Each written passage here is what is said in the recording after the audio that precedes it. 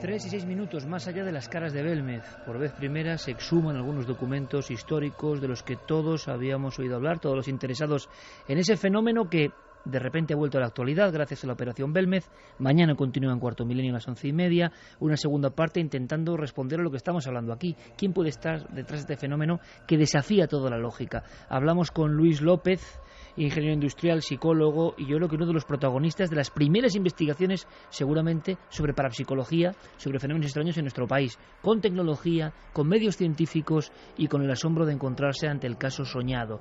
Pero quedaba una pregunta que por lo apretado del contenido se ha quedado fuera del primer dossier, y es ¿por qué? Aunque sea de forma resumida, nos lo contará Luis, ¿por qué tantos investigadores pioneros, pues se acabaron alejando de Belmez? Y es que, lo hablábamos fuera en tertulia, parece que los fenómenos a veces acompañaban al investigador. Pero aunque sea rápidamente, Carmen, flash y repetimos vías de contacto para ver las opiniones sobre muchos otros contenidos que hemos ido poniendo con las otras voces diferentes a esa primera terrible de los lamentos. Inma Rivera dice, se oye muy bien, pobre Kiko, y murmullo de mujeres antes. Óscar Utrilla, y abajo en esa casa se debieron cometer terribles torturas, terribles crímenes. Seguramente la Inquisición actuó ahí. Reddy dice que realmente el programa de hoy da miedo, más que nada porque todo es verosímil y sientes que estás metiéndote en lo desconocido. Sombra Norceste, esa psicofonía de pobre Kiko o niño es brutal, muy muy estremecedora y susurrante. Piedad dice, las voces avisaban al profesor que picara el patio. Seguro que si se picara se descubriría algo. Ramo dice, hay que ver lo que pasó allí, parece que pasó una masacre acongojante. Alberto, va a haber mujeres y mujeres, parece una voz como de desgana, desprecio, el tono en el que lo ha dicho. Mujeres y mujeres, yo creo que es un elemento y un contenido también interesante, ¿no? Charlie dice, yo entiendo la psicofonía, vamos a ver mujeres, pero además muy claramente. María Secas, voz masculina y llena de odio. Pili, es muy desagradable, como si a esas mujeres no les esperase nada bueno, ni de lejos. María Cabrera, esa voz suena como llena de rabia y resentimiento, no me transmite nada bueno. En eso coinciden muchos comentarios, en que es una voz bastante ruda. Y... O sea, que ha impresionado tanto como lo de los lamentos, las siguientes, ¿no? Que fíjate que son mucho más cortas, compactas, y no es una banda sonora de 1 minuto de lamentos, y sin embargo parece que en el público, en los escuchantes de 93, han producido el mismo efecto devastador. Muy bien, ¿no? Se entienden perfectamente, son muy cortas pero muy contundentes y además con unas voces que no transmiten nada bueno. Adrián Vélez, la psicofonía de las mujeres suena como si hubiesen grabado una tele antigua, ese sonido que decías, Clara. AXZL dice, ¿será que la casa está construida sobre una especie de habitación de terror? Carmen dice, es una mujer valiente. No, lo siguiente, a propósito de María, yo no vivo ahí ni un segundo, son niños atrapados en el dolor. Vamos a hablar de la mordedura de un niño, brevemente, Javier, hablando de fenómenos que parece que se escapaban a cualquier control. Luis nos ha contado la vivencia tremenda de la mano, ¿no? El momento de la psicofonía famosa. Pero ha habido muchas experiencias, muchas personas que llegaban y al ver simplemente la pava, la cara esa redondeada recortada en la hornacina, salían corriendo o se santiguaban y notaban algo. Hay tanto de contar de Belmez que seguro que reengancharemos la historia, porque es la gran historia de los fenómenos extraños en nuestro país, todo concentrado en una casa. Pero en un fragmento, Javi, hay personas que tienen terror y además, digamos que con argumento, porque llegan a tener en su cuerpo las marcas de algo que quizá nos conecte con todo lo que estamos contando, porque parece la mordedura de un niño, ¿no?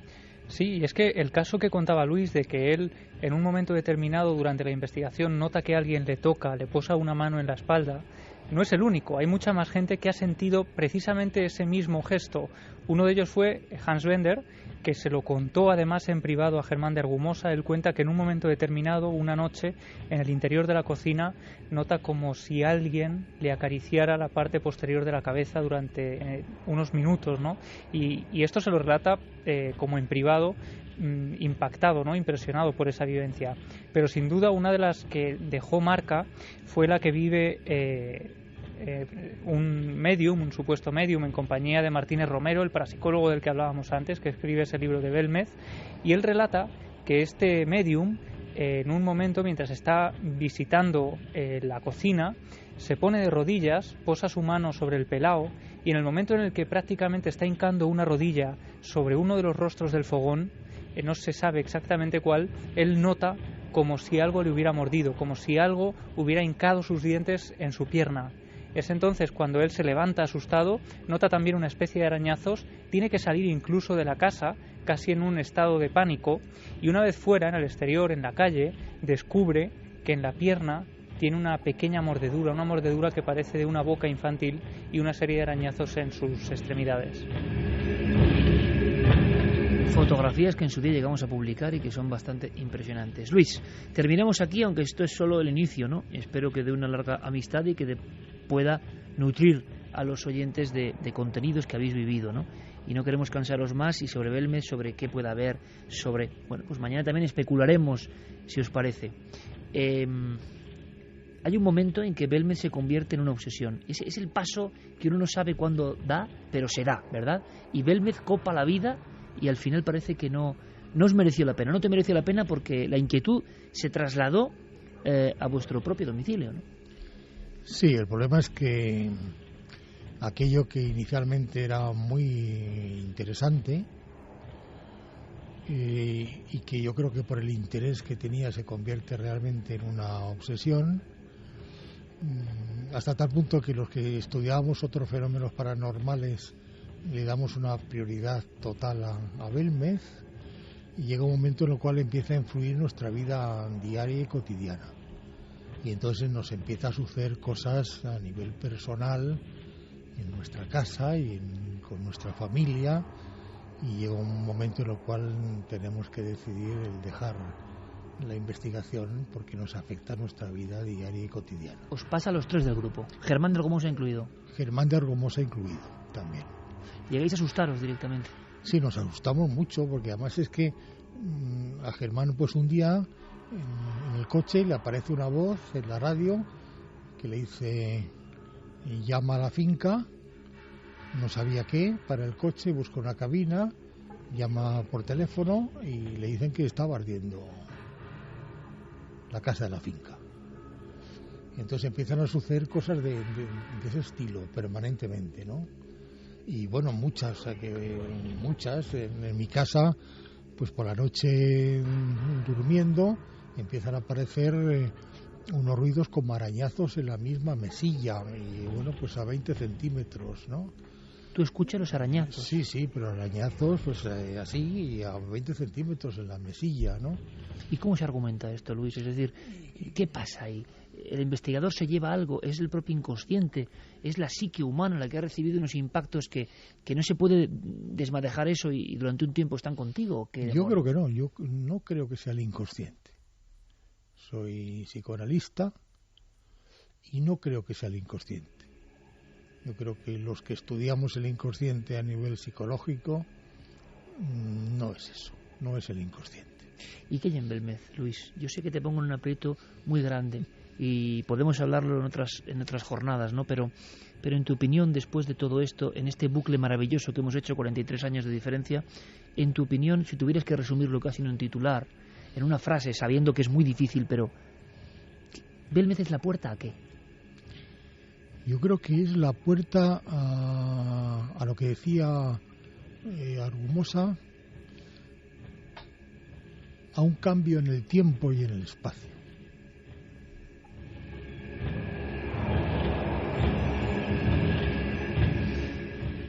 Carmen, Clara, como sensitivas entre comillas, porque habéis demostrado que muchas veces en las investigaciones las mujeres tenéis un tacto especial. Yo creo que toda España vio cuando Clara y Carmen bajaban al lugar donde sonaban los sensores y todo aquello se detenía. María, lo ha dicho Luis, no le gustaba nada que subieran a su domicilio, a su cuarto, perdón. Hemos coincidido sin conocernos en muchas apreciaciones, pero sí me gustaría un colofón vuestro de las dos mujeres en el aspecto de os sentís identificados con lo que cuenta Luis, ¿no? Luego de repente a veces los fenómenos acompañan. ¿Y cómo se desembaraza uno de eso? Pues hombre, tanto como acompañar, pero yo sí que he notado en determinadas ocasiones cosas aledañas que yo he querido darle una explicación lógica y que no han trascendido porque lo he dejado así.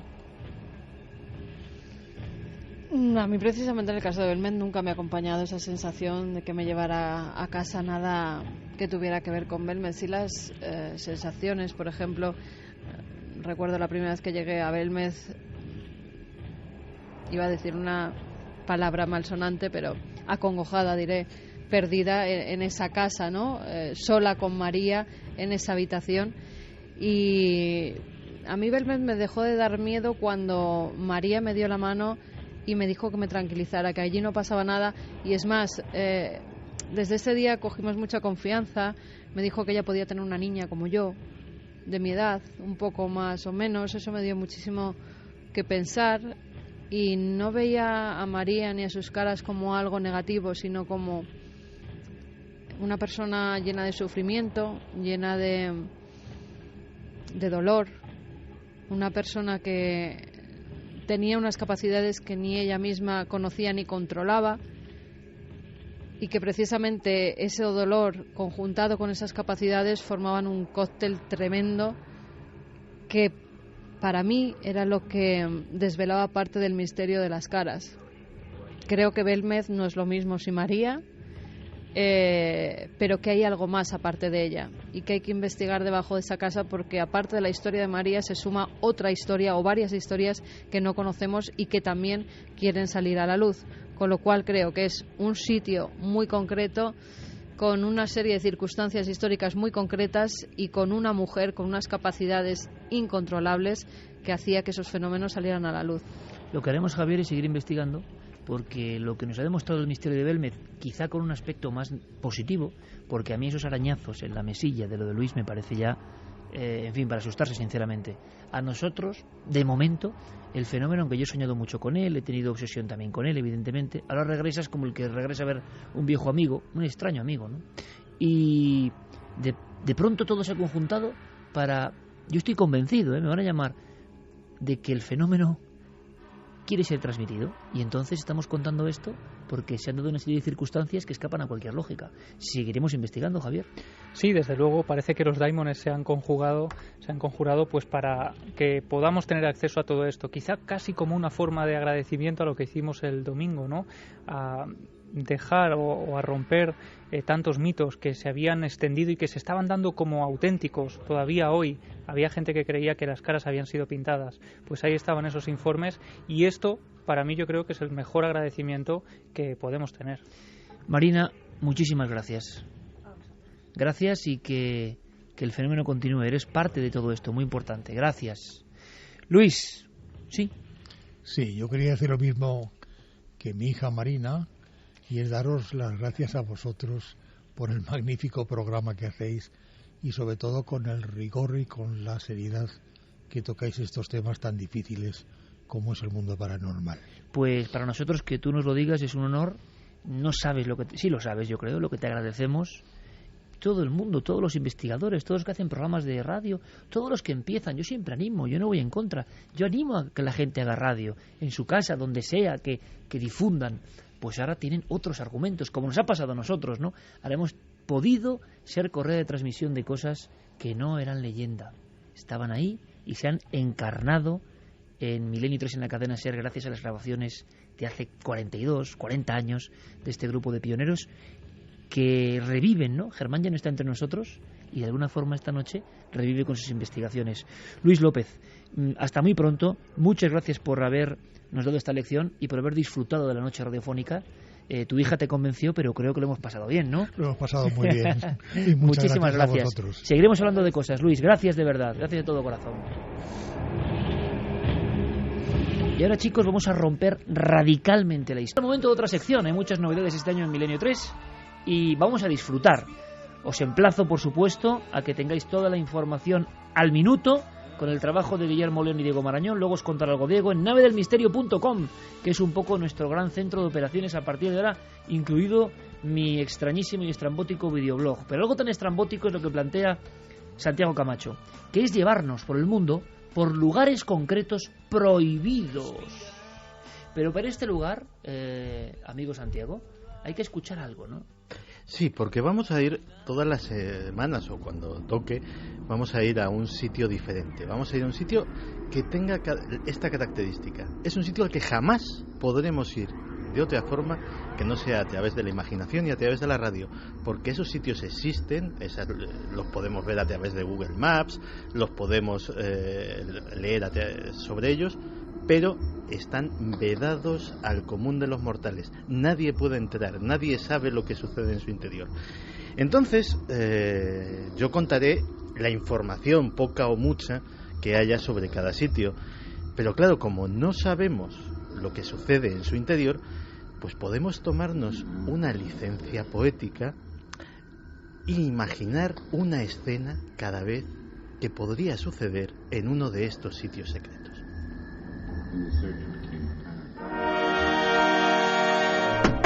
Adelante. Hola, buenos días. Soy Vadim Volkov. Estaba citado a esta hora. ¿Es usted puntual? Tome asiento. Soy la comandante Darin Boronina, oficial de enlace de la instalación Alquino 2. Señor Volkov, su solicitud de ser trasladado a Medgorie ha sido aceptada. Es un honor. El 95% de los candidatos no pasa la criba. Gracias. Este es el último paso del proceso de selección. Mi misión es que antes de firmar comprenda plenamente el alcance de su compromiso. Entiendo. No creo que lo entienda, pero lo entenderá. Está usted a punto de realizar uno de los mayores sacrificios que un ciudadano puede llevar a cabo por la madre Rusia. El viaje a la ciudad es solo de ida. No se regresa. No volverá a tener contacto con nadie fuera de la ciudad. No viajará. Dispondrá de Internet, por supuesto, pero solo como medio de información.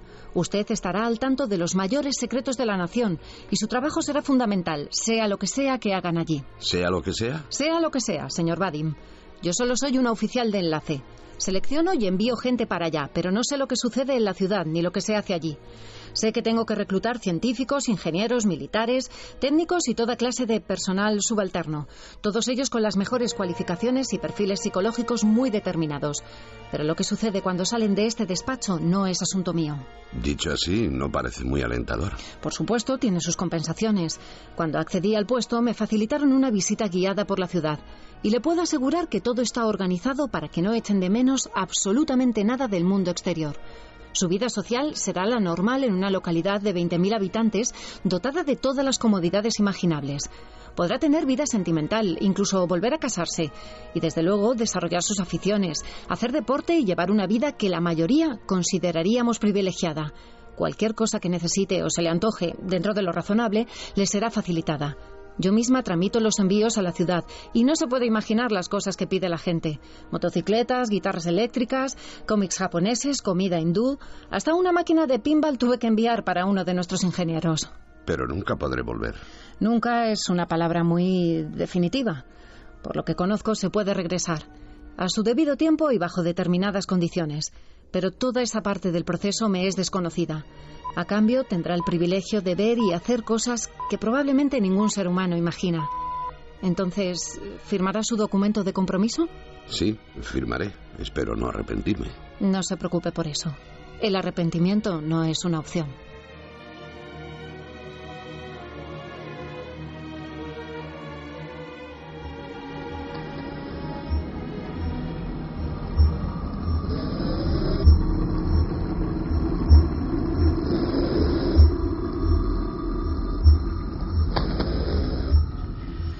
Pues no tenemos ni idea de las aventuras que le esperarán al bueno de Vadim Volkov después de salir de ese despacho. Pero nos lo imaginamos. En la época soviética había unas 150 ciudades prohibidas, ciudades cerradas. Eran ciudades en las que evidentemente ningún extranjero, turista o de ningún país aliado podía pasar, y los soviéticos tenían muchas dificultades para entrar y salir de ellas. Eran centros donde había industria militar, bases navales, bases de misiles. Una de ellas la conocemos bastante bien tú y yo. Pripyat era una de estas ciudades cerradas. La ciudad fantasma de Chernóbil formaba parte de ese complejo. Lo que puede sorprender a muchos de los oyentes es que a día de hoy, en la Rusia actual, sobreviven 44 de estas ciudades prohibidas, que 1 millón de rusos todavía viven en estas condiciones. Y están muy contentos, parece ser. Incluso los ciudadanos de estas ciudades que ya han perdido su categoría de naucogrados, que es como se llaman, están realmente decepcionados y decían que vivían mejor antes. Efectivamente, como decía la comandante Boronina, tenían un montón de privilegios a cambio de ese aislamiento, y aparte estaban aislados de fenómenos como la delincuencia, como la inmigración descontrolada, etcétera, etcétera, que ahora les están empezando a asaltar y que, bueno, pues no saben muy bien cómo enfrentarse a ellos.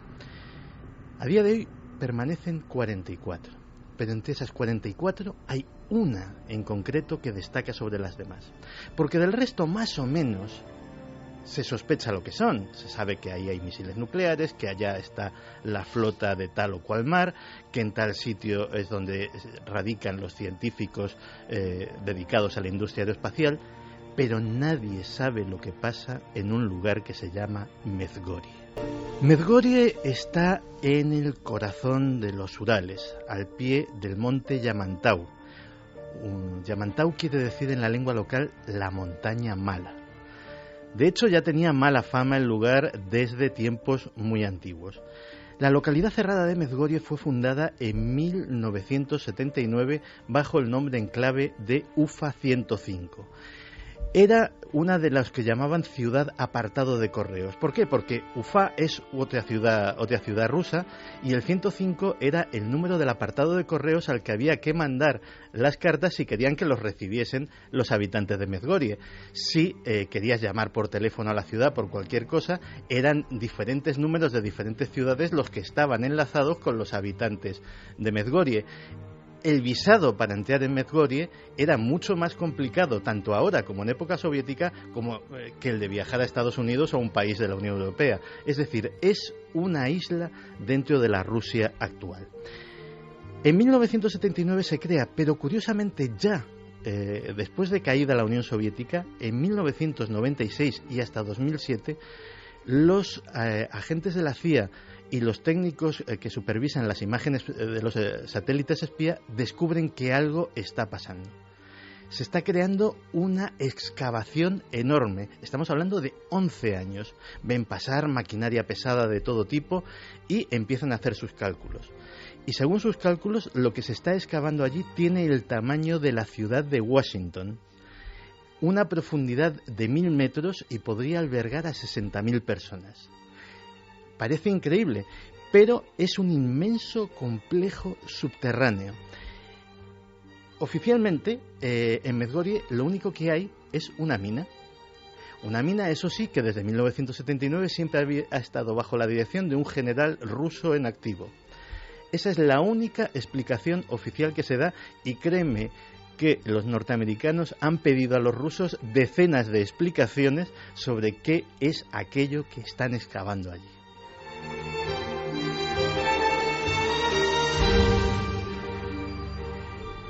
Y las teorías son diversas. Según los analistas, podría tratarse de el Santuario Nacional o el Nido del Águila, un lugar donde bajo tierra habría numerosos centros industriales, científicos, tecnológicos, donde se esconderían los mayores secretos de los archivos, no solamente de la antigua Unión Soviética, sino incluso de época zarista, donde habría obras de arte, reservas de oro, absolutamente todo lo que haría falta. Y debe de ser tremendamente valioso lo que se esconde allí, porque los satélites espía han descubierto que aquello está custodiado por 3 divisiones mecanizadas y varias brigadas de Spetsnaz, los terribles miembros de las fuerzas especiales rusas.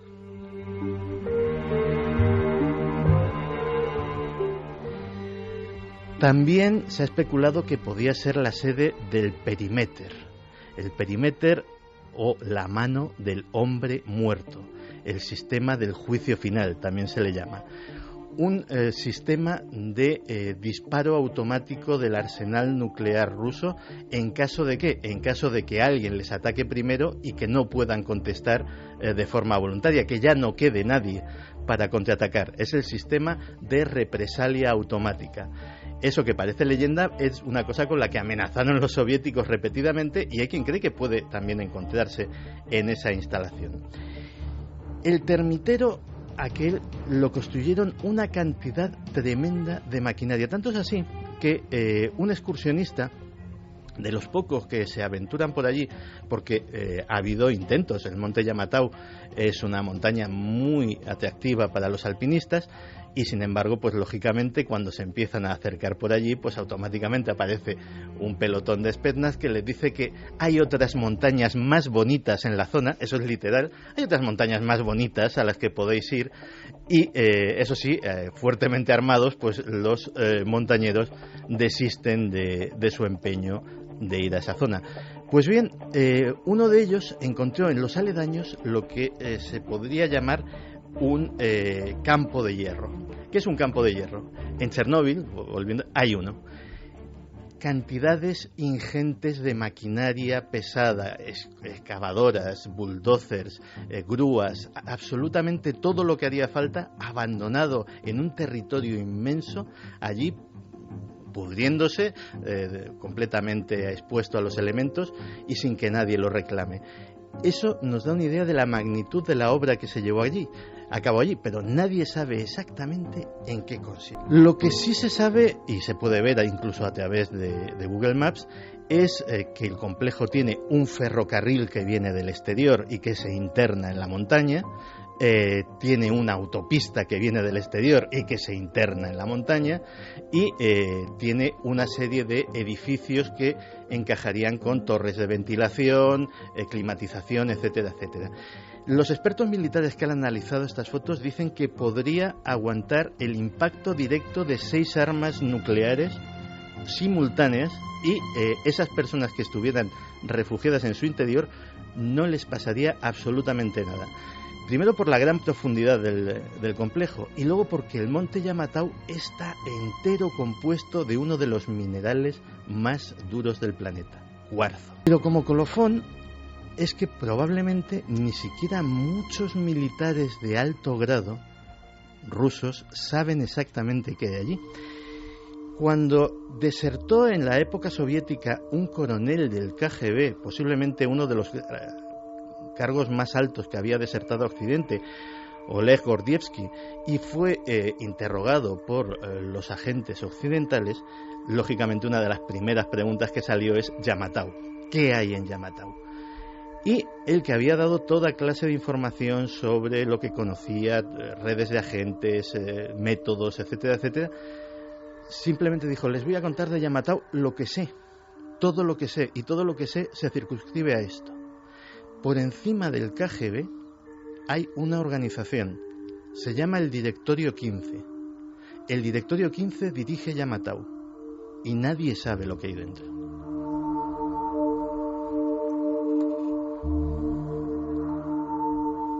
En fin, ¿cómo era? UFA 105. UFA 105. ¿Por qué Santiago Camacho lleva desde el principio del tiempo, ¿no? Desde el 2002 con nosotros? Por estas cosas. O sea, ¿de dónde sale esto? O sea, ¿cuánta gente ahora mismo está buscando UFA 105, Yamatau? ¿Cuánta gente está buscando ahora mismo información sobre lo que siempre adelanta Santiago Camacho? Me sorprendes cada día, compañero, y yo creo que va a ser un viaje por otro mapamundi que desconocemos y que nos vamos a quedar pues con la cara que tenemos ahora. UFA 105. A mí cuando cuentan las cosas Santiago, lo que más miedo me da es la nomenclatura. Los nombres. Los nombres. Tanto de sus amigos como de los lugares. Sí, los amigos un día volverán, lo prometo.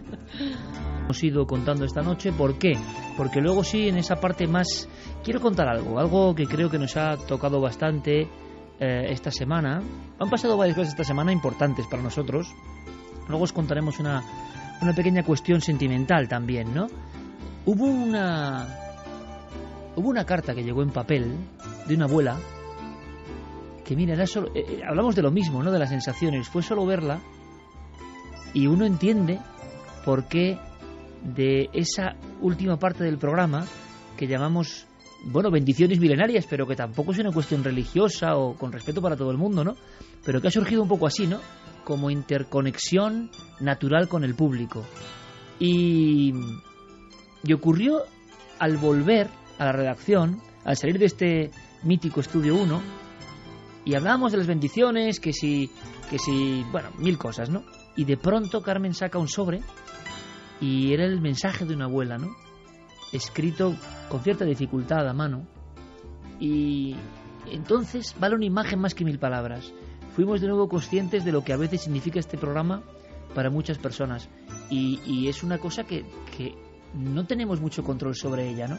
Esta semana hemos recibido una ola de entusiasmo y una ola de afecto que ya no solo parte del público, sino de los propios compañeros, de los medios, tras la investigación de Belmez, ¿no?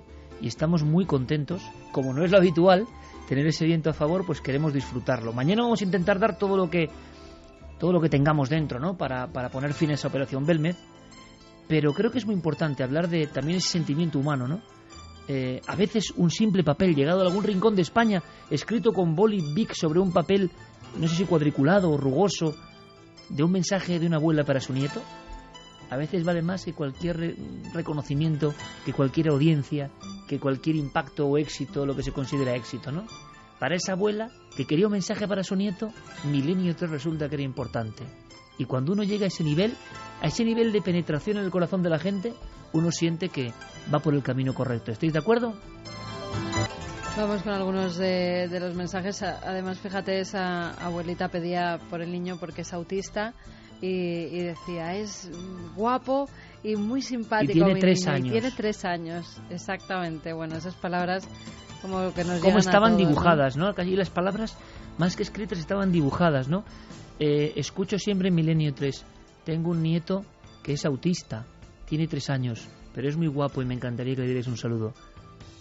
No sé exactamente de dónde era la carta, pero... Vamos a ver si luego la podemos rescatar. Tiene sentido lo que hacemos, porque nació de forma natural, ¿no? No somos nadie, no somos sacerdotes, no somos mesías, no tenemos ninguna verdad, somos solo buscadores, y de repente hace un par de años el público empezó a decir que la energía, no sé, la energía positiva, yo que sé, el entusiasmo que desprendemos, no lo sé, pues les ayudaba. Y entonces empezaron a llegar esas peticiones de todo tipo, de gente en el mejor momento de su vida, como un nacimiento, de gente en momentos duros de su vida, como en una despedida, y de mensajes tan maravillosos, ¿no? Y a mí eso fue como una bofetada, ¿no? De repente dije, jolín, por supuesto que habrá personas que se rían. Yo he leído, ¿no?, algunas críticas de periodistas que dicen, bueno, yo he estado de bendiciones. No habéis entendido nada. Bueno, luego vamos a dar unas cuentas que con la superluna ha habido nacimientos, pero qué bien. A tutiplera. Venga, vamos con mensajes.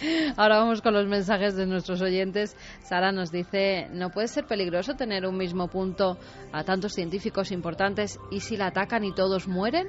Eso va por lo que ha contado por Santi. UFA 105. Exacto. Javier, Rusia es un país misterioso, es poca la información disponible, ahora siendo revelado por Milenio 3. ¿Entidad oscura? ¿Os imagináis que fuese como un área 51 subterránea?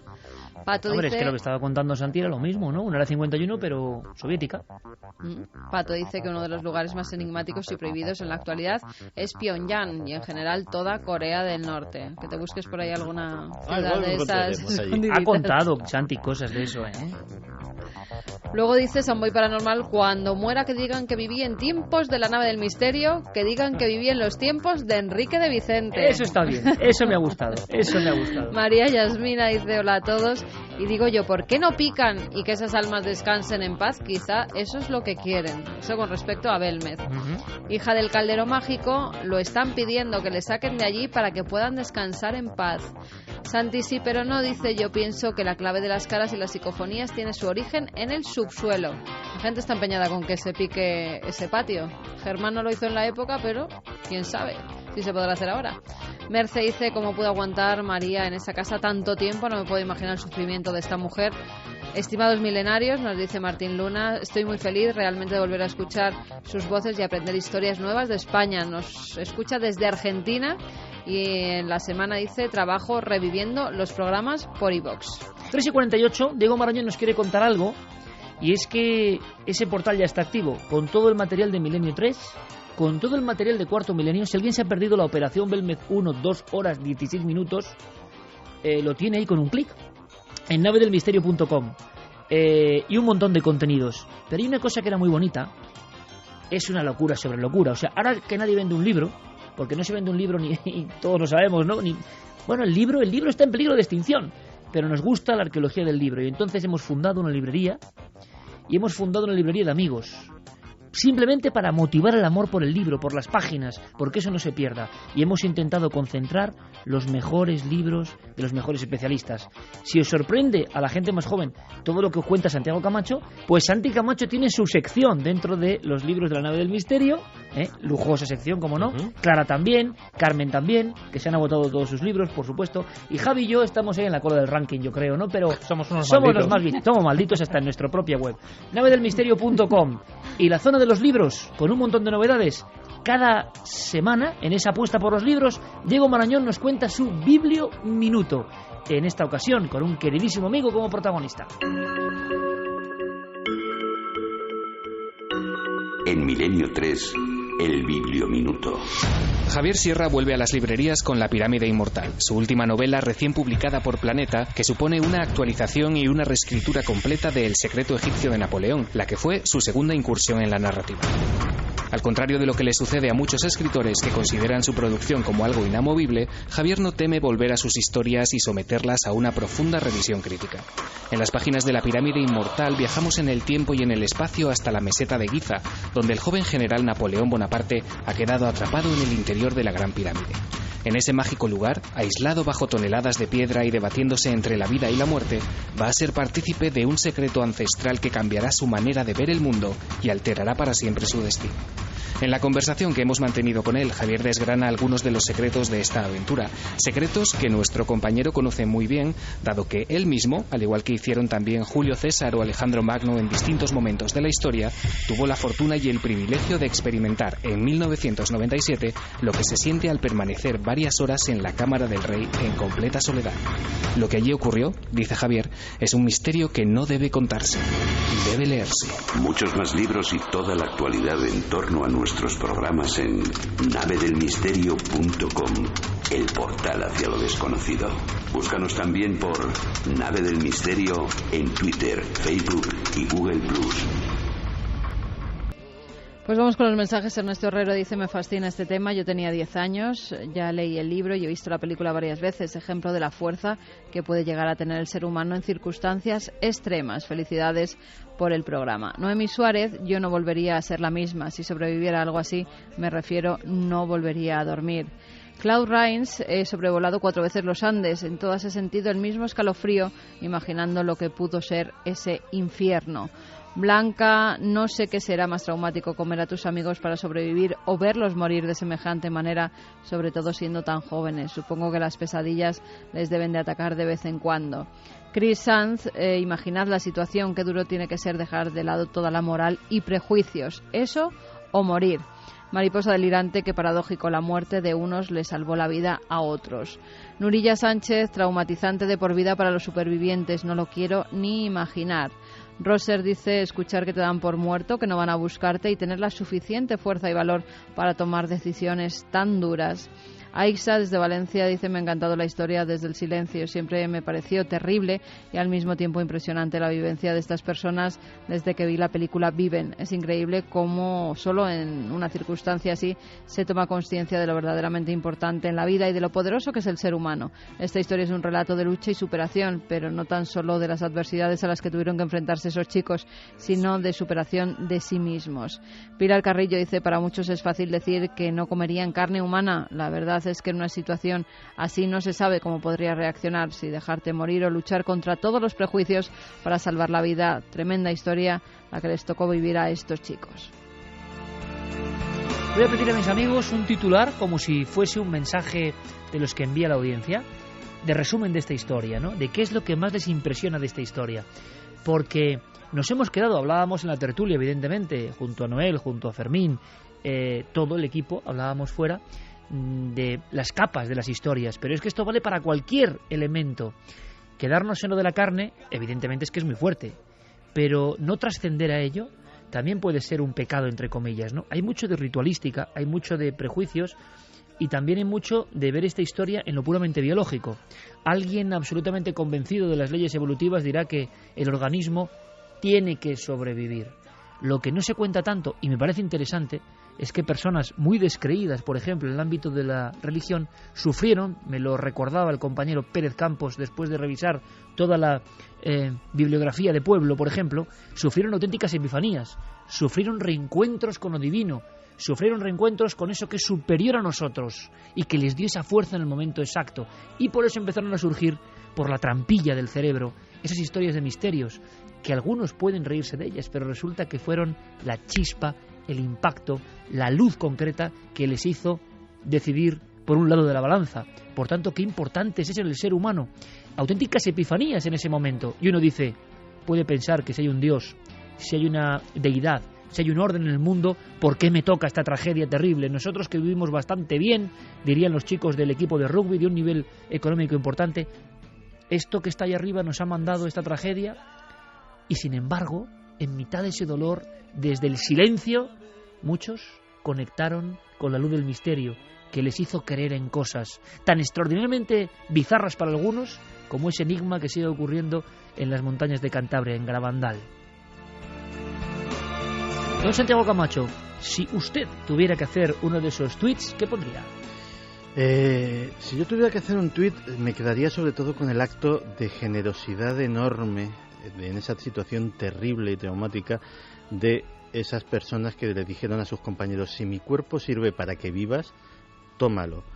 Y recordar que ese acto de generosidad está al alcance de todos y que hay mucha gente que está viviendo gracias a que otras personas han donado su cuerpo. Así que haceros donantes de órganos, que básicamente es lo mismo, y podéis salvar una vida con vuestro cuerpo que ya no os hace falta. El tuit puede ser una buena sección para algunos temas, ¿eh? El tuit de Santiago Camacho. ¿El de Clara? Pues yo creo que estos jóvenes, además que les pilló a todos una juventud plena, tuvieron que elegir entre vivir y morir, así de claro. Y hubo quien murió, yo creo que porque se rindió, y quien, pese a todo, dijo, hay que seguir adelante. Y de hecho, estos jóvenes, hoy ya no tan jóvenes, todos ocupan cargos muy destacados en la sociedad, son líderes en su campo, y yo creo que toda esta experiencia les hizo conocer el miedo de una manera tan atroz que al final el miedo ya no existe. Javier Pérez Campos.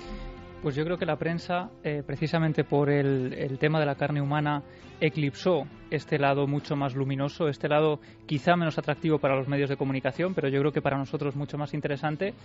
Y fíjate, el título del libro, Desde el silencio, que para algunos era la respuesta que obtenían cuando cayeron del avión, el único silencio por respuesta cuando pedían a Dios ayuda.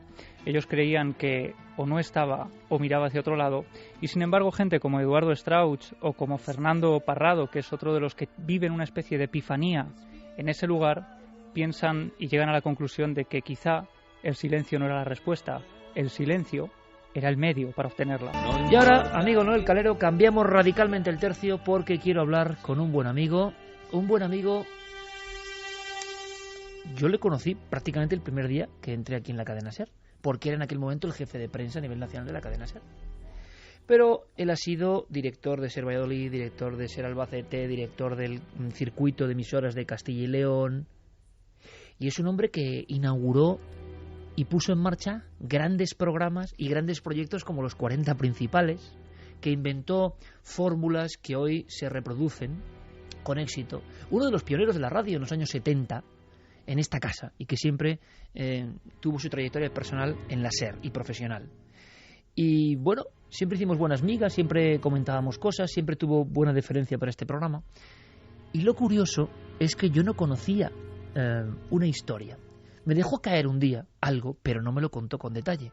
Él tiene un blog que es muy interesante y que yo recomiendo, que se llama Leyenda Viva, donde cuenta sus historias de la radio por dentro, historias de la historia de la radio, y sinceramente yo lo disfruto bastante. Pero claro, la sorpresa es cuando detalla algo más de un piso donde pasó las de Caín, pero él y toda su familia. Vamos a hablar con esta leyenda de la radio. Juan de Dios Rodríguez, buenas noches, un placer. Es un enorme placer escucharte, estar contigo charlando de nuevo, y además con presencia de tantos cientos de miles de testigos como es a estas horas de la madrugada. Es un verdadero placer, es un honor contar con tu amistad y es un orgullo, y tenerte entre mis amigos, a ti, a Carmen, y es un lujazo que me llames y te preocupes por, como decía un histérico de este pobre locutorcito, retirado en otras lides, dedicándose a ir recordando sus vivencias por aquello de que no se pierda ahora que tenemos la mente y el recuerdo fresco, ¿no? ¿Qué año era? ¿Qué hacías exactamente? ¿En qué emisora estabas, Juan de Dios? Eso sucede en 1990. Un gerente que había en la SER, que ahora es consejero delegado de Antena 3, me traslada por una serie de circunstancias que no vienen al caso a Albacete. Cuando encuentro un piso adecuado, porque yo venía de Valladolid, de vivir en una urbanización muy grande, en un piso muy grande y demás, y colocar, iba con mi mujer, mis hijas y demás, colocar todo aquello, buscaba un piso grande, y encuentro en el centro de Albacete, frente al Parque Abelardo Sánchez, un edificio de 7 plantas, y en el segundo piso encuentro un piso adecuado, y en ese piso hay una serie de mobiliario que de una, parece ser marquesa, que unos meses antes había fallecido y sus hijos y nietos habían puesto en alquiler. Yo veo ese piso y era un piso muy decimonónico, o sea, las paredes estaban enteradas casi en seda, había espejos que iban del techo al suelo, había un cuadro de una señora que debía ser un antepasado de la marquesa difunta, con unos cuadros más pequeños, de personajes un tanto extraños, y en el salón, en el centro del salón, había una mancha que, según me contó a mí el conserje, se debía a un medicamento que estaba tomando esta señora y que el último día, antes de fallecer, se cayó ahí y esa mancha aparecía, desaparecía, la limpiábamos. El caso es que yo pedí que cambiaran toda la decoración de la casa, quitaran todo el mobiliario y demás, y eso lo hicieron. Dejaron solamente en un cuarto, en el que había nada más entrar a la izquierda, el resto de mobiliario que no se podían llevar por la premura de mi traslado. Y allí nos ubicamos. Bien, entramos en la casa y al cabo de 2-3 semanas, tenemos que hacer un viaje de vuelta a Valladolid para cerrar temas pendientes, y cuando volvemos voy a recolocar las cosas de las crías, de mis hijas, no sé qué, mi mujer ayudándome, y voy a entrar en el cuarto de baño para preparar el baño de ellas y no puedo entrar. Que no puedo entrar en el baño, no puedo. Hay como una fuerza que me impide abrir la puerta. Yo consigo dar un empujón muy fuerte y me encuentro que estaba un espejo destrozado debajo de la puerta. A ver si lo consigo explicar bien. Entre la puerta del cuarto de baño y la pared de enfrente donde tenía que haber estado el espejo, había como 2 metros. El espejo se había, caído, entre comillas, de la pared, había ido a parar detrás de la puerta, pero no se había desprendido, porque los enganches y del espejo estaban en el espejo, y las escarpias estaban en la pared, y si se hubiera desprendido el espejo, hubiera dejado una marca en los lavabos que había debajo, del golpe de caer, y luego cristales en los lavabos y demás. No había nada, todo estaba roto detrás de la puerta. Me extraña muchísimo, llamo a Paloma, a mi mujer, le digo, fíjate, oye, este espejo se ha caído, digo, es enorme, y además, si tenía 4 anclajes, ¿cómo puede? Eso no se puede. En ese momento no le das más importancia, ¿no? Anteriormente se me ha olvidado comentar que el fin de semana que termina el traslado de la mudanza, mis padres nos habían traído a mis hijas de la playa para no estar con la mudanza y demás a casa, y mis padres se quedaron a dormir en la habitación donde habíamos dejado el mobiliario que es sobrante de la casa de allí. Al día que se levantaron por la mañana, mis padres me dijeron que no volviera a dormir en esa habitación ni en esa casa, por favor, hasta que esos muebles no se vaciaran, que no habían podido dormir y se encontraban muy mal. De hecho, no desayunaron, no comieron, se fueron con mal cuerpo, se guardaron muy mala sensación de aquello. Un mes después pasó lo que te cuento del espejo. La mancha está del suelo, limpiábamos, intentábamos, desaparecía, y al cabo de 2 días volvía a aparecer la mancha de la medicina. Cosas que aisladamente las vas viendo, las vas colocando y bueno, entonces un día me dice, pues pasadas unas pocas semanas de lo del espejo, me dice mi mujer, oye, ¿tú has visto estas estampas? Digo, ¿qué estampas? ¿Esas estampas que hay aquí en el armario de las niñas? Digo, no, cogemos las estampas, bueno, pues las tiramos, las quemamos, según me decía mi abuela. No, una estampa no se quema, no se tira, se quema y... Bueno, pues hicimos lo de quemar las estampas. ¿Cómo eran, Juan de Dios, exactamente? Estampas eran, pues, de diferentes santos. Había el Sagrado Corazón, había santos diferentes. Pero nadie las había colocado y aparecían entre la ropa de las niñas. Nadie, no. Sí, bueno, mi mujer llegó a sospechar que teníamos una asistenta que, bueno, mi mujer y ella no se caían muy bien. Mi mujer llegó a sospechar que debía ser cosa de ella, ¿no? Pero es que cuando esta chica dejó de venir a casa, siguió pasando, seguían apareciendo esas estampas. Hasta que un día dejaron de desaparecer. Ojo, después de quemar la última estampa durante un mes, todos los electrodomésticos que teníamos que habían venido con nosotros murieron todos. La lavadora, el frigorífico, un microondas, todo se estropeó. Al mismo tiempo. Ya que yo empezaba a tomar una sensación bastante molesta, ¿no? En ese momento en la familia sí que hay cierta preocupación. ¿Tu mujer o tus hijas han visto alguna cosa al margen? Claro. Mis hijas no les trasladábamos el tema. Mis hijas tenían 6 y 9 años y no, tampoco queríamos agobiarles mucho, lo comentábamos entre nosotros. Y durante un bastante tiempo, casi te diría yo que varios meses, yo creo que, fíjate, todo eso pasa en el proceso que tardan que hay en retirar los dueños de la casa el mobiliario sobrante. Una vez que se llevan el mobiliario sobrante, que pasó a los 3 meses, 4 de estar allí, dejaron de suceder ese tipo de cosas. Una cosa, Juan de Dios, y antes de saber un poco el episodio que os hace casi tomar una determinación. No, que deseo que nos marchemos. Antes de contar eso, Juan de Dios, porque lo has descrito muy bien, pero has como planeado por encima de cómo era ese mobiliario, ¿no? Que tanta desazón provocó en tus propios padres cuando estuvieron allí, o que a ti te sugería cosas raras, ¿no? Porque has hablado de extraños personajes. ¿Era un mobiliario? ¿Por qué? ¿Por qué te llamaba la atención? ¿Cómo podría llamar la atención de nuestra audiencia ahora mismo? ¿Cómo era ese mobiliario? Mira, había un cuadro...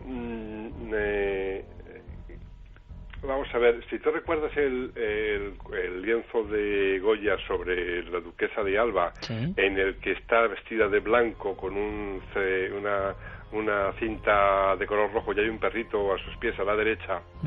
Bien, pues era un cuadro parecido a ese de Goya, de un personaje que debía ser la abuela de la difunta. Ese cuadro tenía estaba roto, estaba rasgado en distintas zonas y tenía varios orificios de bala, que según nos contaron, debido a la guerra civil sufrió ese cuadro mucho por inclemencias, por la guerra y demás, ¿no? Había, en una mesilla, había 2 cuadros de 2 personajes bastante siniestros, 2 personajes que parecían como hermanos mellizos o gemelos, de aspecto, vestidos de negro, aspecto muy siniestro, barba afilada, bastante inquietantes, ¿vale? Bastante inquietantes. Había otro personaje, un militar, esto era como de busto, que tenía medio cuerpo de armadura, en una posición, una mirada un tanto desafiante, unos ojos claros, muy desafiantes. Llevaba el sombrero puesto. Desde principios del siglo XX debía ser el personaje y demás. Bien. Y había una estatua de baquelita de un guerrero con un arco como a punto de disparar una flecha, ¿no? Bueno, eran personajes, eran situaciones, todo que, bueno, pues para la gente que debe vivir ahí tenía su recuerdo, su momento o su significado, pero eran cuando menos inquietantes y molestos y desagradables si tú lo veías. Lo has descrito como hombre de radio. Estábamos viendo los cuadros, no es por nada, ¿eh? A estas horas de la madrugada estábamos viendo los cuadros, y yo, que soy de familia de anticuarios y galeristas, sé el enigma tremendo de esos cuadros, donde uno se pregunta muchas veces de dónde vendrán, quiénes serán estos personajes, por qué miran de esta forma, ¿no? El misterio un poco del arte. Pero entonces, ¿qué pasa? Nos marchamos a la noche de autos, la noche en la que, y no es ninguna película, pero suena a familia, que prácticamente determina que ya no sigue más allí. ¿Qué pudo pasar, Juan de Dios? Mira, lo que pasa aquella noche es algo tan sencillo y tan breve como que a las 3 de la mañana se enciende un aparato de radio que no tiene cable de red ni pilas. ¿Os despierta en la noche? Nos despierta a las 3 de la mañana con las señales horarias del boletín de las 3 de la mañana. Normalmente ese aparato de radio tenía FM, onda media, onda larga, onda corta y una frecuencia aérea con la que a veces por la noche nos distraíamos, mi mujer y yo, escuchando pues conversaciones de pilotos cuando iban a aterrizar en la base de los Llanos, porque tenía una frecuencia, era un aparato de radio que ella había comprado en Inglaterra.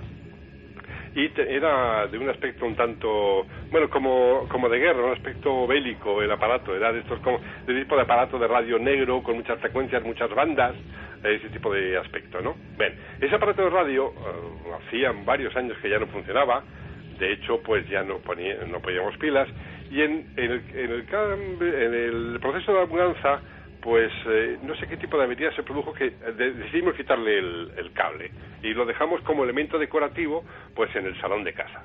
Bueno, era un aparato de radio que era como un mueble, es como si de repente pues a las 3 de la mañana se pone a sonar un armario. Pero a sonar un armario no que haga ruido, sino que el armario cuente un programa de radio. Pues lo que sucedió a las 3 de la mañana de esa madrugada fue que de repente se enciende un aparato de radio. Digo yo, me dice mi mujer, ¿dejaste el equipo de música? Digo, no, si no, además no tiene programador. Fui a ver y veo que ese aparato de radio está sonando. ¿Y cómo es esa ida a ver, Juan de Dios? Es decir, cuando te vas dando cuenta de que eso está ocurriendo. Voy pensando que es eso. Entonces voy por el pasillo y cuando llego al salón digo, coño, si no es el equipo, si es... Pero, llamo a mi mujer, Paloma, mira, estaba sonando ese aparato de radio. Bueno, doy botones, pero botones que no reaccionaban porque efectivamente no tenían ningún tipo de función, ningún botón, hasta que... A buen volumen, además estaba escuchando eso. Claro, sí, bueno, ya te digo, nos despertó. Yo no sé qué toqué, porque toqué a todos los botones y se paró. Me vuelvo a mi mujer y le digo, chata, mañana nos vamos de esta casa, buscamos otra. ¿Y hicisteis eso? Efectivamente. ¿Jamás volviste al lugar? No. Fíjate, hace un par de años pasé por Albacete para ver antiguos amigos y demás. Pasé por delante de la casa, miré al edificio, pero no me atreví ni a hacer fotos. Estoy contando esto y me está dejando una sensación de angustia porque fue... Ahora he contado todo, te estoy contando algo que pasó en un proceso de año y medio. Los 3 primeros meses fueron los que concentraron mayor cantidad de acontecimientos y nos habíamos olvidado de todo hasta que sucedió eso de repente aquella noche, ¿no? Lo curioso, Juan de Dios, es que, le daba vueltas, esa sensación que tú tienes, esa especie de hormigueo, de inquietud, de extraña emoción, es el misterio. Al final, el misterio es eso, ¿no? Porque uno sabe perfectamente lo que ha vivido, uno sabe por qué lo cuenta, en este caso entre amigos, y uno sabe que tiene esa certeza, piense cada oyente lo que piense o lo que crea. Curiosamente, Juan de Dios, y esto quiero decírtelo, en el desarrollo de lo que nos has contado varios clásicos absolutamente importantes de casos más o menos, no muy conocidos, pero que se han repetido en ocasiones, ¿eh? Ahora, a mí me parece que hay una lectura como de señal curiosísima, y es que a un hombre que ha dado su vida por la radio, un hombre que ha amado la radio, un hombre que vive la radio, un hombre que escribe de radio, y resulta que lo que le ocurre es que a las 3 de la mañana un aparato de radio, sin estar conectado a nada, le habla. Me parece, por otro lado, maravilloso también, ¿no?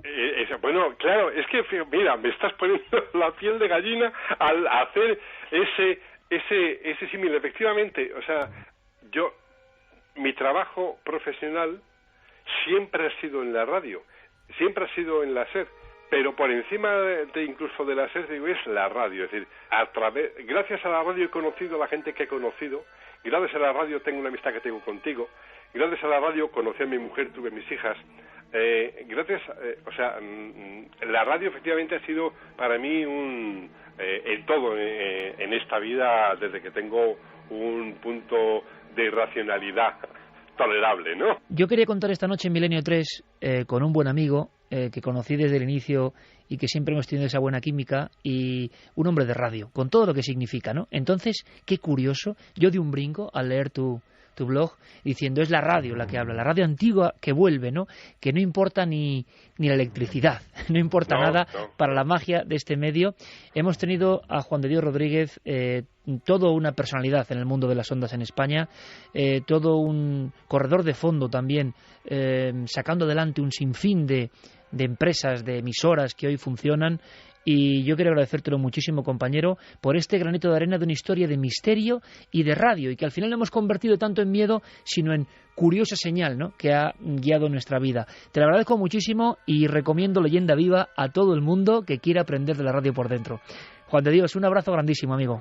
No sabes cómo te agradezco tu llamada, tus palabras, ese abrazo a través de las ondas que nos enviamos mutuamente, porque es el que más dentro nos llega. Un abrazo muy grande, un besazo a Carmen, otro para Alma, y adelante, chavales.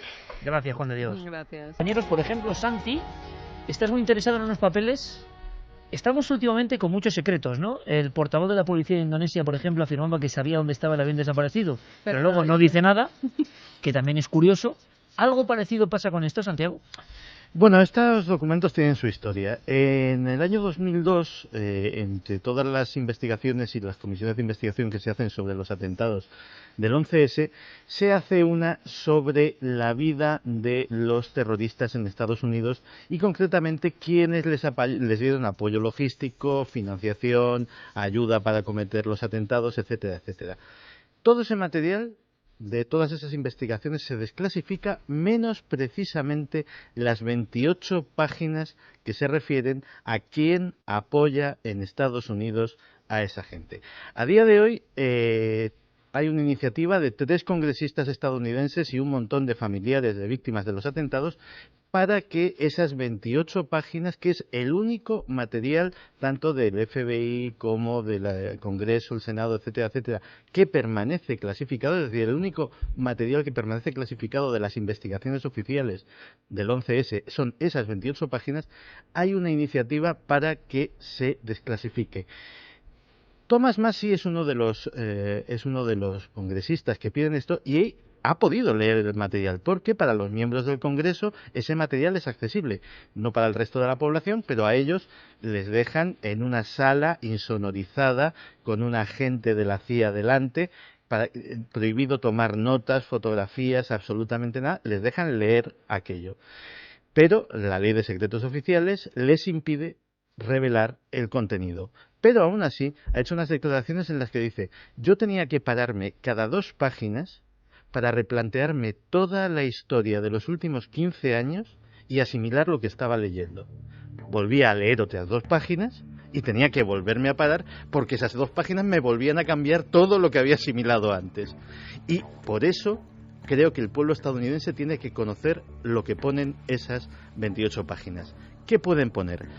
Hay varias especulaciones a raíz de, digamos, lo que se ha filtrado. La más fuerte sería que implicaría a agentes del gobierno de Arabia Saudí en la preparación y la perpetración de los atentados.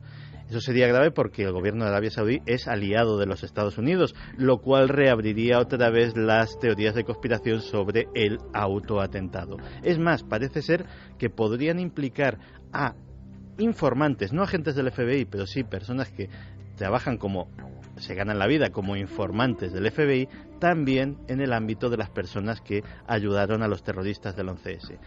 No sabremos si esta iniciativa tendrá éxito. En 2003, 43 senadores estadounidenses pidieron formalmente que se desclasificasen esos papeles y eran 43 senadores y no lo consiguieron.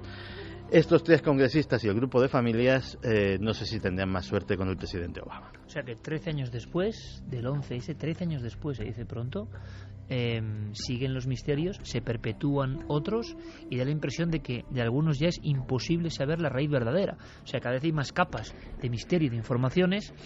Ocurre lo mismo a nivel arqueológico. En diferentes partes del mundo ha habido un hallazgo de primer nivel Nos lo cuenta Diego Marañón, compañero, buenas noches. Hola Iker, buenas noches a todos. Hablan de una especie, claro, como siempre ocurre, ¿no? Cuando uno ve las fotografías son como muy confusas, es como una especie de gran boomerang de piedra que sobresale o algo así, pero ¿qué secreto hay dentro?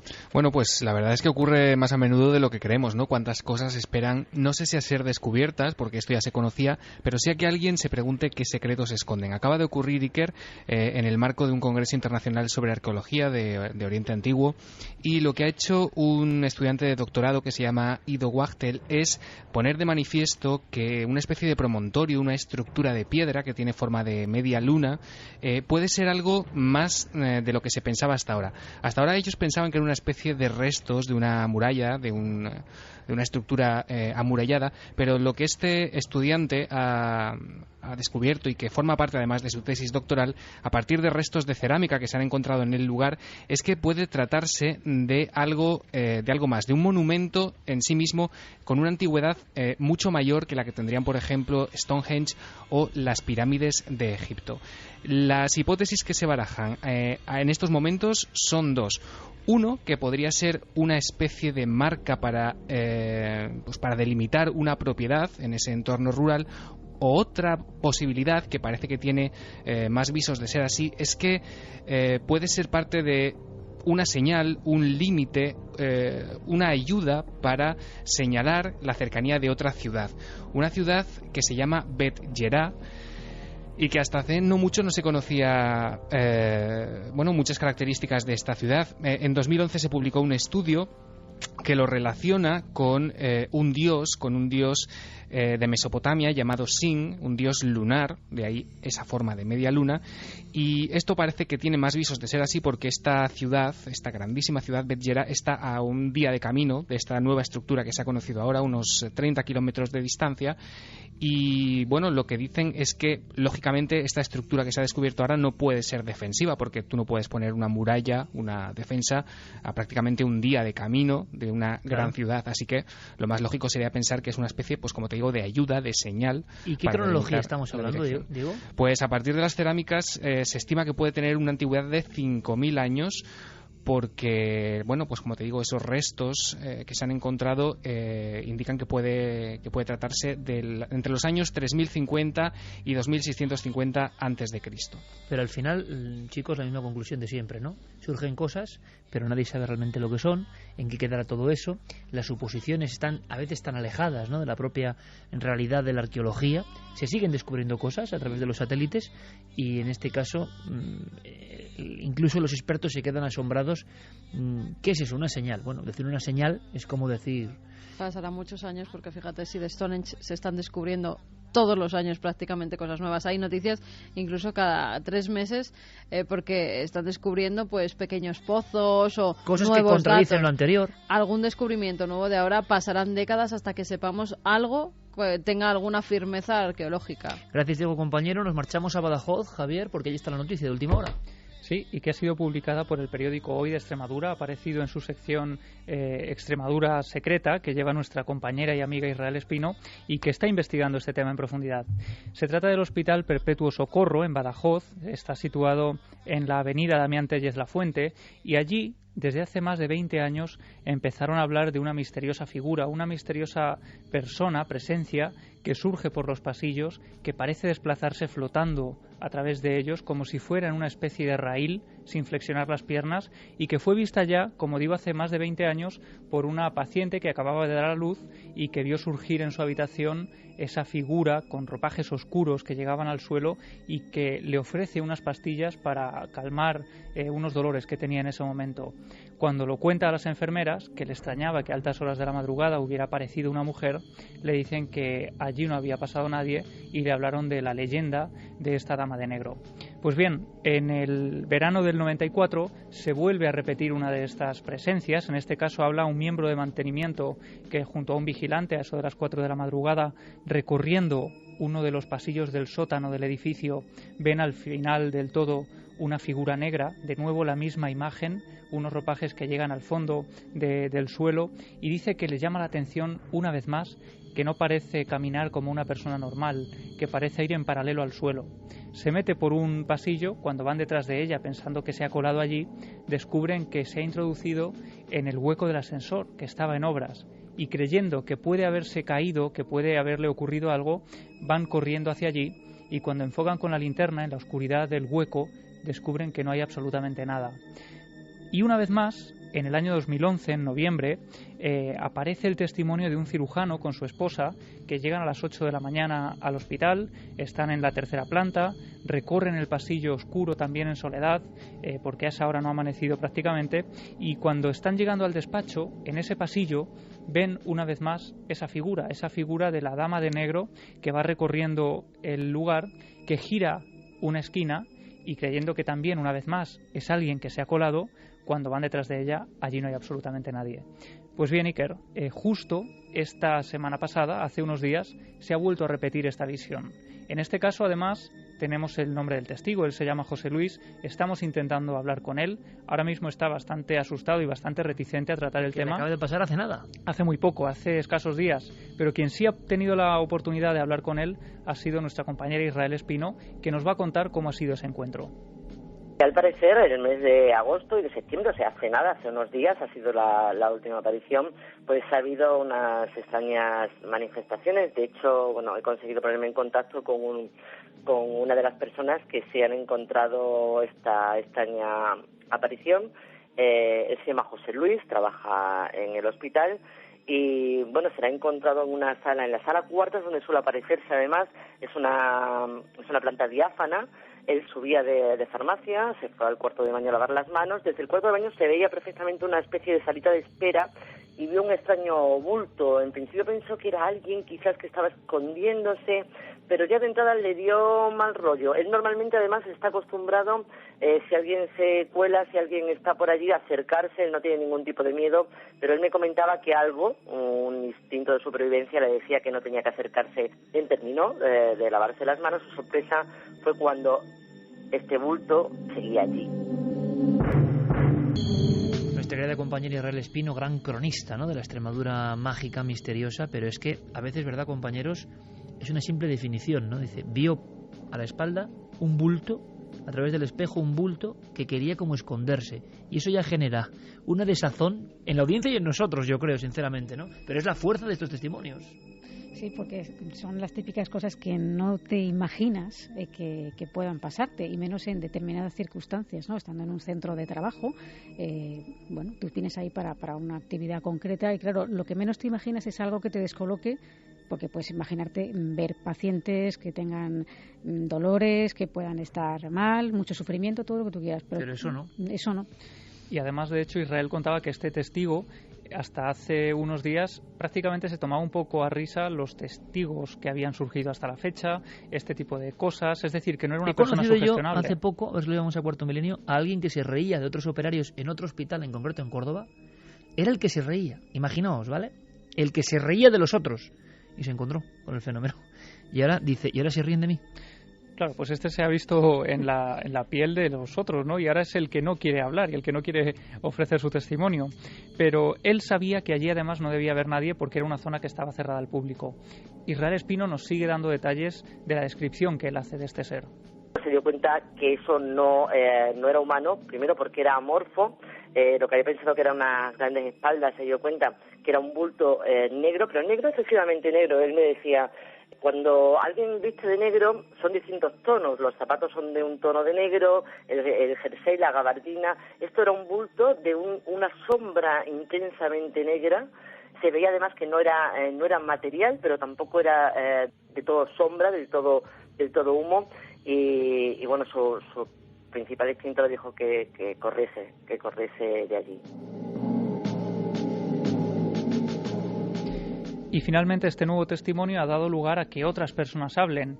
Y otra persona es una enfermera que trabaja en ese mismo hospital y que también hace solo unos días, en este mismo mes de septiembre, se ha topado con algo que no ha podido explicar. Ella decía que iba a subir a la cuarta planta, que cuando el ascensor se estaba cerrando con la planta entera en soledad, pues escuchó una voz que decía espera, y justo en ese momento se abrían las puertas del ascensor para demostrarle que allí no había absolutamente nadie. clásico entre los clásicos, ¿no, compañeros? Es decir, historias que se vienen contando en hospitales que tienen que ver con una especie de monja, de religiosa, de aparecida que hemos escuchado 1000 veces. Quizá lo que lo hemos escuchado tantas veces, lo que no hemos escuchado con tanta asiduidad, es lo que ha pasado, aunque nos lo cuente brevemente Clara, en Utah, en el estado de Utah, que tiene que ver, por desgracia, también con unas raíces más escabrosas, ¿no? Sí, casi policíaco, ¿no? Porque esto ha ocurrido este verano, cuando una mujer llamada Johanna Aeosana, de origen africano, se muda a una casa aparentemente ideal con su hijo pequeño. Y bueno, pues esta casa pues es grande, ella la definía como que era feliz, era una casa grande, bonita, alquilada, todo para entrar a vivir, como suele decirse. Y la verdad es que la casa tiene muy buena pinta, hemos visto imágenes, ¿no? Pero, esta mujer no sabe lo que ha ocurrido en esta casa, pero se encuentra que está duchándose, por ejemplo, y que empieza a escuchar gritos y de niños y gritos en general, gritos que no sabe identificar de qué son, pero que está ella en la ducha y los está escuchando, y cuando para de ducharse esos gritos se dejan de oír. Otros fenómenos que le ocurren es que la puerta del garaje se abre y se cierra sola, sin que nadie accione el mando. Y incluso esto me dejó un poco fría, ¿no? Que dice que su hijo pequeño, en corta edad, se quedaba mirando hacia la piscina y bueno, se quedaba como hablando con alguien y decía vete de aquí. Además, ella tenía la sensación de constantemente sentirse vigilada por alguien o por algo. Al cabo de un tiempo ya de tener estas sensaciones y de estos fenómenos que le estaban impidiendo dormir, decide hacer averiguaciones y entonces se entera que en esa casa, en 2009, había desaparecido la mujer que la ocupaba, junto con su marido y sus 2 hijos también de corta edad. Esta mujer desapareció un día, se llamaba Susan Powell, un caso muy sonado en Estados Unidos, porque no se halló el cuerpo, pese a que la policía sospechaba, por todos los indicios apuntaban a que esta mujer había sido asesinada por su marido y posiblemente enterrada o escondida en algún lugar del jardín o de la casa. Sin embargo, pese a todo esto, no pudo ser hallado el cuerpo y el marido lo que hizo fue mudarse de estado, cambiarse, irse a Graham, en Washington, y irse con sus 2 niños pequeños cuando le estaban haciendo reclamaciones, en fin, pues qué es lo que estaba pasando, estaba en el punto de mira, hasta que un buen día este hombre, llamado Josh Powell, decide quitarse la vida y quitársela a sus hijos, causa una explosión en la casa que vuela la casa literalmente del mapa y entonces se queda ese misterio sin resolver. Nadie sabe qué ha ocurrido con esta mujer, con Susan, y bueno, pues cuando ella se entera de esto, obviamente asocia todo lo que le ha estado pasando con la historia de la mujer desaparecida. Y lo que hace es reclamar a la inmobiliaria y decir que ella le tenían que haber avisado de que esto había sucedido en la casa. Claro, un indicio de que verdaderamente ella no sabía previamente nada es que la inmobiliaria dice que ellos no tienen obligación de avisar de estas cosas, o sea, que si le hubieran avisado lo habrían dicho, creo yo. Yo contacté con una investigadora de allí, de Utah, con Adrienne Vigil, que ya investiga este tipo de fenómenos y que ha intentado entrar en la casa para realizar algún tipo de investigación y ver qué sucede, pero se ha encontrado con la negativa de los propietarios, diciendo que si ella quiere hacer esas averiguaciones tendrá que alquilar la casa por lo menos durante un año. El cuerpo no ha sido encontrado, por tanto, el de la... No ha sido encontrado. Hombre, yo creo realmente que si estuviera el cuerpo allí se hubiera hallado. Pero lo que sí que puede ser, o por lo menos la policía sospecha con bastantes indicios, es que Susan desapareció en esa casa. Es decir, que ella no salió de esa casa, esa mujer murió allí. Habrá que seguir la pista de esta historia, ¿no? Porque desde luego, una vez más, ya no hay que acudir a los clásicos, sino que los clásicos se revivifican, por fortuna para los que seguimos el misterio, pero por desgracia para estas vidas. Nos marchamos prácticamente con una música que conocéis perfectamente.